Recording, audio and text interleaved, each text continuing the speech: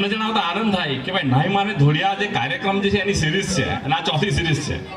પહેલી સિરીઝ વાહ ધોળિયા વાહ, બીજી સિરીઝ આહા કહા ધોળિયા, ત્રીજી સિરીઝ જે હતી તે રંગારંગ પ્રોગ્રામનો કાર્યક્રમ હતો અને આ ચોથો જે કાર્યક્રમ છે આપણે નાઈ માને ધોળિયા. અને નાઈ માને ધોળિયા બહુ એપ્રોપ્રિએટ એનું ટાઇટલ છે, કારણ કે ધોળિયા સમાજના જે ડોક્ટરો છે આખા ગુજરાતને ભારત દેશને વધારે આદિવાસી ડોક્ટરો તો ધોળિયા લોકો છે. અને એમણે જે સિદ્ધિઓ મેળવી છે એ રાષ્ટ્રીય કક્ષાની સિદ્ધિ મેળવી છે. ડોક્ટર જ્યોતિષભાઈ જુઓ, ડોક્ટર ધીરુભાઈ જુઓ, તો એ બધા ડોક્ટરો આપણા સમાજનું ગૌરવ કહી શકાય. તો આ તબક્કે જે નવી યંગ ટીમ છે, ડાયનામિક ટીમ છે, એના માટે હું કહેવાનું વિચારું છું કે मेहनत अच्छी हो तो रंग लाती है, मेहनत अच्छी हो तो रंग लाती है, मेहनत गहरी है तो सबको भाती है, मगर मेहनत ये डायनेमिक टीम हो तो इतिहास बनाती है. તેમણે જે રાત દિવસ કરીને આખા મેડિકલ એસોસિએશન જે પુનર્જીવિત કર્યું છે એ માટે એ પૂરી ટીમનો હું ખૂબ ખૂબ આભાર માનું છું, એમને અભિનંદન આપું છું. અને ખાસ કરીને આ વર્ષ જે છે એ યુનોએ ડિક્લેર કર્યું છે કે આદિવાસી ભાષા વર્ષ તરીકે ઉજવવાનું યુનોએ નક્કી કર્યું છે કે જો આદિવાસી બોલી અને ભાષાઓ જે છે એ જો નાશ પામશે તો પૃથ્વી ઉપરથી આ ભાષા નાશ પામશે. અને એટલા માટે વિશ્વ આદિવાસી ભાષા વર્ષ તરીકે ઉજવવાનું નક્કી કર્યું છે. અને આટલી સરસ બોલી જે આપણી છે અને એટલા માટે આ ટાઇટલ બહુ યોગ્ય છે. એક પેશન્ટ હતું અને પેશન્ટ તોફાન કરીને આવેલું દવાખાનાની અંદર, પગે વાગેલું તેને પાટો બાંધ્યો, ઇન્જેક્શન તૈયાર કર્યું. તો એની માં જે કહે છે એ આપણે સાંભળવા જેવું છે કે આપણી ભાષા કેટલી સરસ છે. એટલે એની માં એને કહે, પેલો છોકરો તોફાન કરે, મેં ઇન્જેક્શન ના લઈ આવવાનો. એટલે એની માય કે તો વચાક જે હોય એમ કે ઘર તો બોચારવાય થતો જરીક બી વીવલું ના નાય અગ્ગો અગ્ગો જ ઠાકી દે તો હોય મોડી જઈએ એમ કે. આટલી આપણી સરસ બોલી આપણે ધીરે ધીરે ભૂલી ચાલ્યા. અને એટલા માટે આપણા લોકોએ ખરસ ક્લાસ ભરવા પડે. મારી દાદીએ પિક્ચર નહીં જોયેલું એટલે હવે બધા પિક્ચર બતાવવા લઈ ગયેલા દાદીને. 7મા મોતિયાની વાત, Harishchandra Taramati, black and white picture. અને પિક્ચર અમે બેઠા એટલે થોડીક વાર થઈ એટલે દાદી ઊભી થઈને ચાલવા માંડી. એટલે હું પાછળ ગયો. મેં દાદી પિક્ચર નહીં જોઈ, નહીં મેં તો ના હેર્યું નહીં, મેં કહે ના હેર્યું નહીં, તાતે બહુ મયા કરે, મેં તો ના હેર્યું ને. તો આ બધા આપણા જે શબ્દો છે, આ બોલી છે, આપણે ધીરે ધીરે ભૂલતા થાય. અને એટલા માટે પણ આપણે અહીંયા જે કાર્યક્રમો કરી રહ્યા છે એ કાર્યક્રમો બહુ અર્થપૂર્ણ કાર્યક્રમો છે, એ સામાન્ય કાર્યક્રમો નથી. અને આપણા ભવિષ્યનો આધાર, આપણું અસ્તિત્વ, નવી પેઢીના હક્કો આ કાર્યક્રમો પર આધારિત છે. અને એટલા માટે ઘેરિયા હરીફાઈ, પૂર હરીફાઈ, લગ્નગીત હરીફાઈ આપણે કરી રહ્યા છે. અત્યારે જે રંગારંગ કાર્યક્રમો જે થાય છે એ જે ક્રાંતિ અત્યારે આપણા વિસ્તારમાં સર્જાઈ રહી છે એનું જો શ્રેય જતો હતા મેડિકલ એસોસિએશનને જાય છે. એને શરૂઆત કરીને આ કાર્યક્રમો ચાલુ થયા છે, રંગારંગ કાર્યક્રમો. અને આ બધી કૃતિઓ બધી એમને આભારી છે. તો જે ક્રિએટિવ વર્ક છે, જે નવું કામ આપણે કરી રહ્યા છે એ ખરેખર મેડિકલ એસોસિએશન ખૂબ જ જબરજસ્ત કામ કરી રહ્યું છે. અને એને આપણે ટકાવી રાખવાની, એને આગળ વધારવાની જરૂર છે.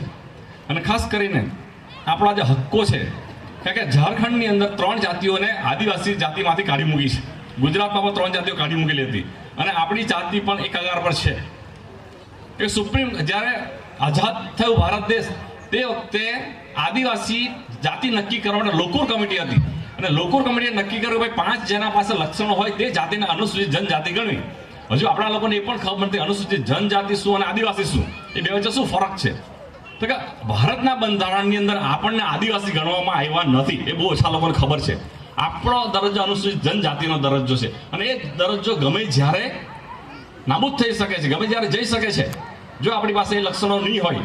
આદિમ જાતિના લક્ષણો હોવા જોઈએ, સામાજિક, આર્થિક, શૈક્ષણિક બધી રીતે પછાત હોવા જોઈએ, એકાકીપણું જીવન જીવતો હોઈએ, ભૌગોલિક રીતે પહાડી વિસ્તારમાં રહેતો હોય છે. 4 લક્ષણો તો છે નહીં આપણી પાસે. 5મું જે લક્ષણ છે આદિવાસી સંસ્કૃતિ એની પાસે હોવી જોઈએ. સુપ્રીમ કોર્ટ કહે છે કોઈ પણ ધર્મ પાળો, કોઈ પણ સંપ્રદાય પાળવાનો વાંધો નથી, પણ જો તમે તમારી સંસ્કૃતિ જાળવી રાખી હોય તો તમને એ આદિવાસીનો દાખલો જનજાતિ તરીકે તમે ગણાવવા માટે યોગ્ય છો.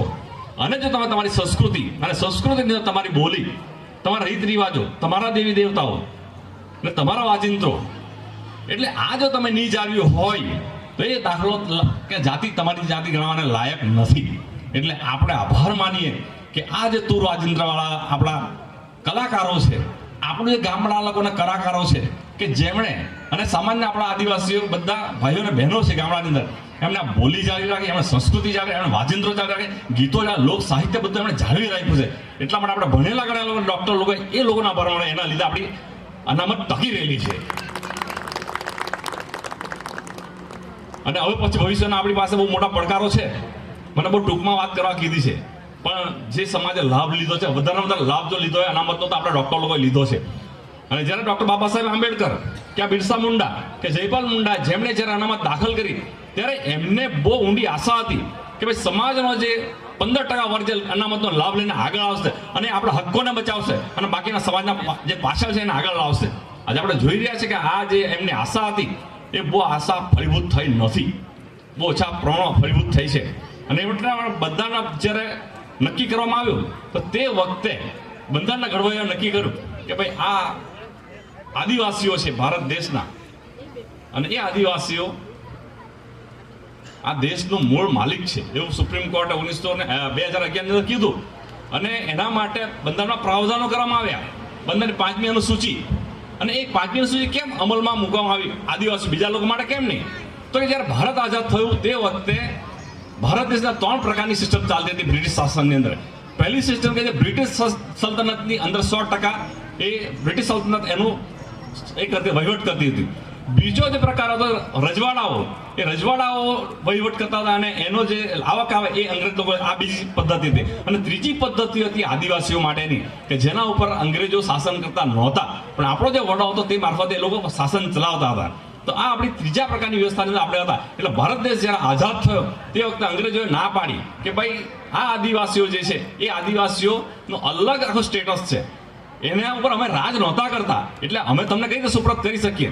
રજવાડાઓને સરદાર વલ્લભભાઈ પટેલે આમે જ કરી દીધા, અને જે બ્રિટિશ સલ્તનત જે સત્તા ચલાવતી હતી તેને પણ આમે જ કરી દીધા. પણ આદિવાસીઓ માટે સવાલ ઉભો થયો જ્યારે આઝાદ થયા તે વખતે. અને તે વખતે બંધારણના ઘડવૈયાએ નક્કી કર્યું કે ભાઈ આ જે સમાજ છે એને અલગ રીતે રાખી શકાય નહીં, પણ એને સાથે રાખવું હોય તો એના માટે સ્પેશિયલ પ્રોવિઝન આપો.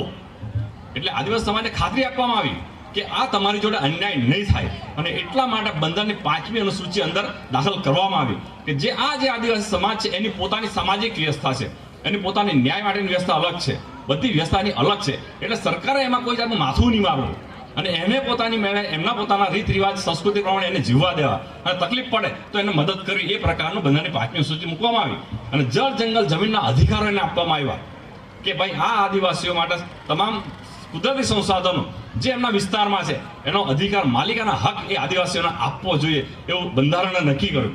પણ આઝાદીના 70 વર્ષ સુધી એ આપણને બંધારણની 5મી અનુસૂચિ કોઈ પણ પાર્ટી આપણને જણાવવા દીધી નહીં. આપણે આભાર માનીએ મણિદાદા જે સ્વર્ગવાસ થયા છે તે પ્રભાતભાઈ અહીંયા બેઠા છે, ધનસુખભાઈ બેઠા છે, કે આ વડીલોએ મહેનત કરીને બંધારણની 5મી અનુસૂચિ જે છે એને આખી એમણે ચરુ તરીકે શોધી કાઢી અને એમણે આપણે આખી પ્રજા સમક્ષ મૂક્યું એ બંધારણની 5મી અનુસૂચિને. અને આપણને આપણા અધિકારો ખબર પડ્યા. તો કે આઝાદીના 50-70 વર્ષોની અંદર આપણું જે સાચવવાનું રક્ષણ કરવાનું હતું તેની જગ્યાએ આપણા આદિવાસીઓનું ધનોત કાઢી નાખ્યું. જે આપણા ઉપર હક હતો, સુપ્રીમ કોર્ટના ચુકાદાઓ કહે છે, યુનિઓ એમ કહે છે કે ભાઈ આદિવાસી વિસ્તારની અંદર કોઈ પણ પ્રોજેક્ટ લાવવો હોય, કંઈ પણ વિકાસ કરવો હોય, રોડ બનાવવા હોય, ભારતમાલા હોય, તાપી રિવર લિંક પ્રોજેક્ટ હોય, ડીમાઈસી પ્રોજેક્ટ હોય કે ડેમ બનાવવો હોય, કંઈ પણ પ્રોજેક્ટ લાવવો હોય તો આ આદિવાસીઓને સંમતિ વગર તમે કંઈ પણ નહીં કરી શકો. એ જો સંમતિ નહીં આપે તો એ પ્રોજેક્ટ આ વિસ્તારમાં લાવવાનો નથી, એ પ્રકારની જોગવાઈ એમાં મૂકવામાં આવી છે. પણ તમે જો આપણી સાથે બહુ મોટો વિશ્વાસઘાત કર્યો છે. અને 96 ની અંદર ભુરિયા કમિશનને પૈસા અમલ કર્યો આને કાઉન્ટર કરવા માટે કે ઉદ્યોગપતિને તકલીફ પડવા માંડી કે જો આ લોકો પરમિશન નહીં આપે તો કોઈ પણ ઉદ્યોગ થઈ શકે નહીં, કે જેમણે ચૂંટીને કરોડો રૂપિયા આપ્યા છે અને તેને વસૂલ કરવાના છે ઇલેક્શન પછી. તો આ આપણી વ્યવસ્થા આ પ્રમાણે આપણું શોષણ થઈ રહ્યું છે. તો આપણા જે પ્રોજેક્ટ આપણા વિસ્તારમાં આવી રહ્યા છે તેનું મૂળ કારણ એ છે કે ભાઈ આ બંધારણના જે જોગવાઈઓ છે એનો પૂરો અનાદર કરે. પૈસા એક્ટ જે છે 96 ની અંદર બનાવવામાં આવ્યો, એ બંધારણની 5મી અનુસૂચિને કાઉન્ટર કરવા માટે બનાવ્યો 96 ની અંદર. અને 96 ની અંદર બનાવ્યા પછી પણ ગુજરાત સરકારે એને 21 વર્ષ સુધી અમલમાં નહીં મૂક્યો કે જો અમલમાં મૂકે બધા પ્રોજેક્ટ બંધ કરી દે, આપણે સ્ટેચ્યુ ઓફ યુનિટ પણ નહીં બને આપ જો ખરા પ્રથમ અમલમાં આવે તો. અને 21 વર્ષ પછી એને ગેરકાયદેસર રીતે અમલમાં મૂક્યો. કોઈ પણ આદિવાસી વિસ્તારની અંદર રાજ્યપાલની પરમિશન હોય અને રાજ્યપાલ આદેશ આપે તો જ અહીંયા નવો કાયદો લાગી શકે એવી જોગવાઈ છે. અને છતાં પણ ગુજરાત સરકારે એને કોઈ પણ જાતના જે પેરામીટર્સ છે એ કોમોડિટીઝ છે એ બધી નક્કી કર્યા વગર મોડેલિટીઝને એ લોકો ફોલો નહીં કરી. કારણ કે આ વિસ્તારની અંદર કોઈ પણ કાયદો અમલમાં મૂકવો હોય તો પહેલાં આપણી જે ટ્રાઇબલ એડવાઇઝરી કમિટી છે તેની અંદર પૈસા એક મૂકવો પડે. નંબર 1. નંબર 2, એ લોકો પાસ કરે, પછી રાજ્યપાલે સહી કરવી પડે. રાજ્યપાલ સહી કરીને પછી રાષ્ટ્રપતિને મોકલાવે અને રાષ્ટ્રપતિ મોકલાવે પછી એ કાયદો અમલમાં લાવે. એવું કંઈ પણ સરકારે કર્યું નહીં અને ડાયરેક્ટ એનો અમલમાં મૂકી દીધો. અને અમલમાં મૂકી દીધો એટલું જ નહીં, પણ 96ની જે જોગવાઈ હતી એની 70% જોગવાઈઓ એ લોકોએ આ નવા પેસા એક્ટની અંદર કાઢી નાખી છે. આપણા કોઈ પણ પ્રતિનિધિઓને આ પૂરી વાત ખબર નથી અને એ લોકો આંખ મીચીને વિરોધ કરે કે આ લોકો ખોટું કરી રહ્યા છે. પણ 70% જોગવાઈ કાઢીને જે આપણા રક્ષણ માટે કાયદો બનાવેલો છે એને એવું કહેવાય કે ભાઈ જે વાઘ છે એ રક્ષણ માટે આપો, પણ નખ વગરના દાંત વગરનો વાઘ બનાવીને આ પેસા આપણને આપ્યો છે. આટલી મોટી છેતરપિંડી આપણી જોડે કરવામાં આવી છે. કોઈને ડોક્યુમેન્ટ જોઈતા હોય તો અહીંયા પ્રભાતભાઈ પાસે મારી પાસે છે કે ભાઈ હત્યાનો પૈસા એક્ટની અંદર કેવી છેતરપિંડી આપણી પાસે કરવામાં આવી. મોટા મોટું એ હતું ભાઈ સ્વનિયંત્રણ સ્વશાસન આ ગામની અંદર આપવાનો પ્રોવિઝન છે 19(5)(6) ક હેઠળ અને 13 હેઠળ તમારી રૂઢિ પરંપરા તમારે કસ્ટમરી લો છે એ ફાઇનલ તમારે ગણવાના છે. એ જે કે એ પ્રમાણે તંત્રએ કરવાનું છે, પણ એનું પૂરેપૂર ઉલ્લંઘન કરવામાં આવ્યું અને એ લોકો જે નક્કી કરે તે પ્રમાણે તંત્રએ કામ કરવા એવું કર્યું નહીં. એટલા માટે એ પાવર જે છે પાવર ઉપર લઈ લેવામાં આવ્યા. ગ્રામસભાના પાવરો લઈ લીધા કે ભાઈ એ ખાલી ભલામણ કરશે, આદેશ નહીં કરી શકશે. આ પ્રકારની છેતરપિંડી આપણી પાસે થઈ રહી છે. એટલું જ આપણને કોઈ ગણતો નથી. આ ગુજરાતની અંદર ભારત દેશની અંદર જેને ઈચ્છા છે આપણને ટપલી મારતા જાય છે. આપણા 112 જેટલા ચારણ રબારી ભરવાડ હતા અને જૂનની અંદર સરકારને આપણે રજૂઆત કરી કે 112 જેટલા ચારણ રબારી ભરવાડ છે એ ભરવાડ લોકો ખોટા અંદર ઘૂસેલા છે. એની જગ્યાએ આપણા આદિવાસી 112 જેટલા રહી જાય છે. સારામાં રજૂઆત સરકાર માની નહીં, પણ આપણે લાખો રૂપિયા ખર્ચીને આપણે હાઈકોર્ટમાં જવું પડ્યું અને હાઈકોર્ટની અંદર એ લોકો ખોટા સાબિત થયા, ખોટા બોગસ સર્ટિફિકેટ લઈને એ લોકો એડમિશન લીધા છે. હજુ પણ સરકારે એમને કાઢ્યા નથી અને આપણા લોકોને હજુ હક આપ્યા નથી. તો આ પ્રકારના આપણી સાથે અન્યાય થઈ રહ્યા છે. એની સામે આપણો સમાજ જો જાગશે નહીં, ભણેલા ઘણા લોકો જાગૃત નહીં થાય, બીજું કોણ જાગૃત થવાનું છે? આજે અત્યારે સવર્ણ લોકોને 10% અનામત આપવામાં આવી ને તેનો એ લોકો આપણને વાંધો નથી, પણ એની લોકો આવક મર્યાદા કેટલી? 8 લાખની આવક મર્યાદા છે અને આપણી આવક મર્યાદા કેટલી? તો 10 વર્ષે 2.5 લાખની આવક મર્યાદા છે. તો આપણા પ્રતિનિધિઓ શું કરી રહ્યા છે ત્યાં આગળ? તો હવે જ્યારે ઇલેક્શન આવી રહ્યું છે તો તે વખતે આપણા લોકો કટ ઓફ માર્ક લાવીને કેટલી આપણી ભરતી અટકાવી દીધી છે. આ લોકોએ ક્લાર્ક એન્જિનિયરિંગથી માંડીને મેડિકલ ઓફિસરની ભરતી પણ આ લોકો ઇરાદાપૂર્વક અટકાવી દે છે કે ભાઈ એલિજિબલ નથી એમ કરીને આપણી પૂરેપૂરી આયુર્વેદિક ડૉક્ટરોની ભરતી નથી કરી. વચ્ચે તો જેટલી 1400 જેટલા આયુર્વેદિક અધિકારી લેવાના હતા તેનામાં તો અનામત જ એ લોકો નહોતું રાખ્યું. તો આ પ્રકારના અન્યાય આપણી સાથે થઈ રહેલા છે અને એટલા માટે આપણા લોકો જાગૃત બનવાની જરૂર છે. જ્યારે પણ ઇલેક્શન આવે તે વખતે આપણા લોકો સવાલ પૂછવાના છે ભાઈ ઉમેદવારોને, બંધારણની 5મી અનુસૂચિ વિશે તમને શું ખબર છે? પેસા એક્ટ 96 વિશે તમને શું ખબર છે? પેસા એક્ટ 2017 વિશે તમને શું ખબર છે? ચારણ રબારી ભરવાડ વિશે તમે શું કર્યું અત્યાર સુધીમાં? આદિવાસીઓને નોકરીમાં અન્યાય થાય છે, શિક્ષણમાં અન્યાય, તેના માટે તમે શું કર્યું? એવા સવાલ આપણે પૂછવાની જરૂર છે. અને એટલા માટે અમે એક પાર્ટીને અત્યારે મળી આવ્યા છે અને પાર્ટીને કહી દીધું છે કે જો બંધારણની 5મી અનુસૂચિનો તમે અમલ નહીં કરવાના, તમારા એજન્ડામાં મૂકો આ વસ્તુ, નોકરીના પૂરેપૂર હક્કો આપો, શિક્ષણના પૂરેપૂર હક્કો આપો અને આ હક્કો તમે આપવાના હો તો તમને વોટ મળશે, વોટ નહીં મળે તમારા એજન્ડા અંદર મૂકજો. અને હવે બીજી પાર્ટી માટે પણ આપણે જઈએ છીએ, એમને પણ રજૂઆત સમાજ હતી કે ભાઈ અમારા સમાજને હક્કો નહીં મળશે તો અમારા સમાજ તમને વોટ નહીં આપે. તે પ્રકારનું આપણા લોકો હવે ટેન્ડન્સી લેવી પડશે. હવે આપણી નોંધ પણ લેવાવી પડશે. એ પ્રકારનું આપણે વાતાવરણ અહીંયા ઊભું કરવું પડશે. ત્યાં વગર આપણા લોકોને આ ન્યાય આપશે નહીં. તો આ પ્રકારનું જે પણ પાટીદાર લોકો આંદોલન કર્યું, દલિત લોકો આંદોલન કર્યું, તો આપણે આદિવાસી લોકોએ પણ આ પ્રકારના આંદોલન કરવાની તૈયારી કરવી પડશે અને એની બધા લોકોના સાથ સહકારની પૂરેપૂરી જરૂર પડશે. તો આ તબક્કે આપણા સમાજે જે કામ કર્યું છે એ પણ અદ્ભુત કામ કર્યું છે. અત્યાર સુધીની અંદર આપણા લોકોએ ગરીબ વિદ્યાર્થીઓ જેની પાસે કંઈ નહોતું એવા વિદ્યાર્થીઓને આપણે 41 લાખ રૂપિયા સમાજે આપ્યા છે.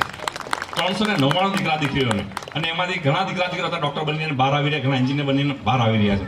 તો એના અંતર્ગત આપણે સુરતની અંદર મોટો કાર્યક્રમ કરવા માટે જઈ રહ્યા છે, ઉત્થાન પ્રોજેક્ટ. અને એ કાર્યક્રમની અંદર આપણે આદિવાસી ભાષા વર્ષ દિન નિમિત્તનો કાર્યક્રમ કરીએ છીએ અને ઉત્થાન માટેનો આપણે કાર્યક્રમ કરીએ છીએ. તો એની અંદર પણ તમે સહયોગ આપો એવી એક અપીલ સાથે હું વિરમું છું. જય આદિવાસી, જય જોહાર. એક નમ્ર